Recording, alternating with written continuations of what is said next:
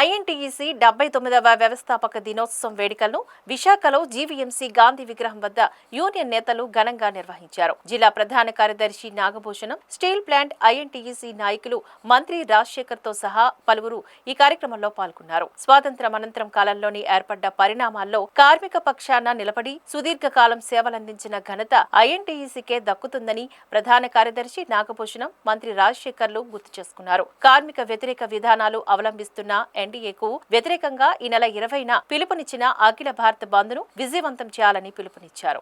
నాగభూషణం, జిల్లా ఎన్టీసీ ప్రధాన కార్యదర్శి.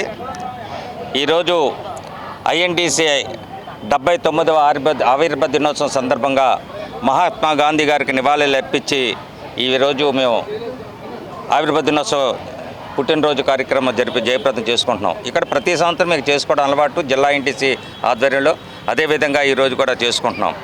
భారతదేశంలో 3,30,00,000 మంది ఐఎన్టీసీ మెంబర్షిప్, దేశంలోనే అతి పెద్ద సంస్థ ఏదైనా ఉందంటే ఐఎన్టీసీ మాత్రమే.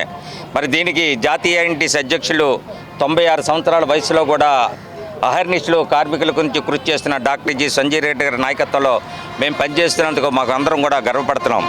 అదేవిధంగా జిల్లాలో కూడా మంత్రి రాజశేఖర్ గారి నాయకత్వంలో మేమందరూ కూడా పనిచేస్తూ అన్ని కర్మాగారాలలో కూడా ఐఎన్టీసీ జెండా ఎగరేయడానికి వారి నాయకత్వంలో మేమందరూ కూడా కృషి చేస్తున్నాం. మరి ఐఎన్టీసీ అనేది ఒక ఇండిపెండెంట్ ఆర్గనైజేషను. మిగతా సంస్థలాగా దానికి ఎఫిలియేటెడ్ కాదు. ఐఎన్టీసీ అనేది ఒక ఇండిపెండెంట్ ఆర్గనైజేషను. దీంట్లో ఏ పార్టీ వాళ్ళు కూడా అందరూ కూడా ఉండి కార్మికులకి క్షేమం కోరుతూ చేయవలసింది. కర్మాగారం సురక్షితంగా ఉండాలి. కర్మాగారం ఉంటే కార్మికులు ఉంటారు, కార్మికులు ఉంటే కార్మిక నాయకులు ఉంటారు అన్న సిద్ధాంతం మీద మేము ఆ ముగ్గురిని ప్రొటెక్ట్ చేసుకుంటూ నడిపించే సంస్థ ఐఎన్టీసీ సంస్థ. మరి ఈ సంస్థలో మేము పనిచేస్తున్నందుకు డాక్టర్ జి సంజయ్ రెడ్డి గారి నాయకత్వంలో పనిచేస్తున్నందుకు మేము గర్వంగా ఉన్నాం.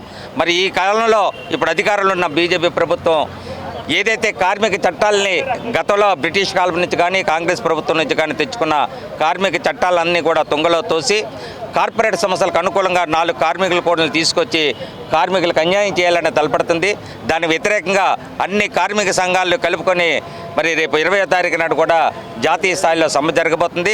ఆ సమ్మెలో కూడా మేము ఐఎన్టీసీ కూడా ప్రముఖ పాత్ర తీసుకొని కార్మికులకు అండగా నిలబడతామని మరి ఐఎన్టీసీ ఆవిర్భావ దినోత్సవం సందర్భంగా మీ అందరికి కూడా తెలియజేస్తున్నాం. అందరికీ నమస్కారం.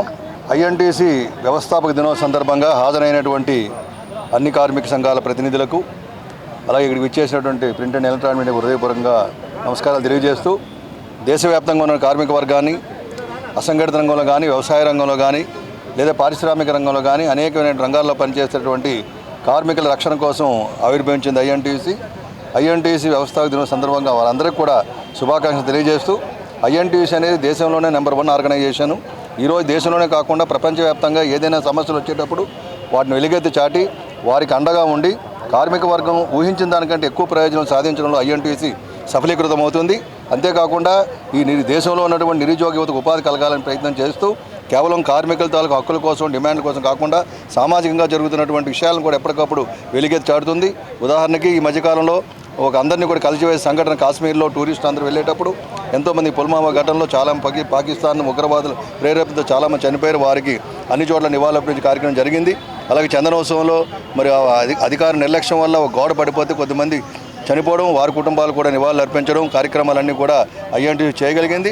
అలాగే ఈరోజు ఐఎన్టీసీ వ్యవస్థాపక దినోత్సవం సందర్భంగా మహాత్మా గాంధీ సిద్ధాంతాలకు అనుగుణంగా ఏర్పడినటువంటి సంస్థ ఏదైతే గతంలో చేసిన కార్యక్రమాలు కార్మిక వర్గం లోపల తీసుకెళ్లాలని, తద్వారా ఈ కార్మిక వర్గం చేస్తున్న దేశ ఆర్థిక ప్రగతికి దోహదపడుతూ దేశం తాలూకా స్వావలంబన కానీ, సమగ్రత కానీ కృషి చేస్తూ పరిశ్రమల్లో ప్రాణాలు కూడా లెక్క చేయకుండా పనిచేస్తున్న కార్మిక వర్గాన్ని వారు మరింత స్ఫూర్తిగా తీసుకెళ్ళడానికి కార్యక్రమాలు చేపట్టడం జరిగింది. దేశంలో కార్మిక వర్గాన్ని పూర్తిగా తుదబొట్టించాలని చెప్పే ఉద్దేశంతో ఎన్డీఏ ప్రభుత్వం పనిచేస్తుంది. వాటికి వ్యతిరేకంగా కార్యక్రమాలు చేపట్టాలని, కార్మిక చట్టాలను రక్షించుకోవాలని, ఈ లేబర్ కోడ్లోకి తీసుకొచ్చి మొత్తం కార్మిక వర్గాన్ని పూర్తిగా నిర్వీర్యం చేయాలని, వారి తాలూకా జీవితాలతో చెలగాటపడడానికి చేస్తున్న ప్రయత్నాలకి అడ్డుకట్టుగా కొన్ని కార్యక్రమాలు చేస్తున్నాం. ప్రభుత్వ రంగ సంస్థలను కాపాడుకోవడానికి కానివ్వండి, అసంఘటిత రంగంలో కానీ, కాంట్రాక్ట్ కార్మికులు కానీ, లేదా పర్మనెంట్ ఎంప్లాయీస్కి నిర్వాసితులు ఇట్లాంటి ఉపాధి అవకాశాలు కలిగించడానికి కూడా అనేక రకాల కార్యక్రమాలు చేస్తూ ఐఎన్టీసీ ముందుకు పోతుంది. మరి ఈ సందర్భంగా మరి మే 20వ తేదీన దేశవ్యాప్తంగా సమ్మె కూడా జరగబోతున్న సమ్మెలో కూడా అందరూ పాల్గొని కార్మిక ఐకమత్యానికి చాటి చెప్పడానికి అందరూ ముందుకు రావాలని కోరుకుంటూ ఐఎన్టీసీ ఎప్పుడు కూడా కార్మిక వర్గానికి అండగా ఉంటుందని, కార్మికులు వారి పిల్లలకి అందరూ కూడా వారి ఆర్థిక ప్రయోజనాలు, వారి తాలూకు జీవితాల్లో వికాసాన్ని చూడాలని చెప్పేసి మంచి ఉద్దేశంతో ఈ పనిచేసే సందర్భంగా మా అందరికీ కూడా మరొకసారి హృదయపూర్వకంగా వ్యవస్థాపక దిన శుభాకాంక్షలు తెలియజేస్తున్నాం. మీకు కూడా ధన్యవాదాలు.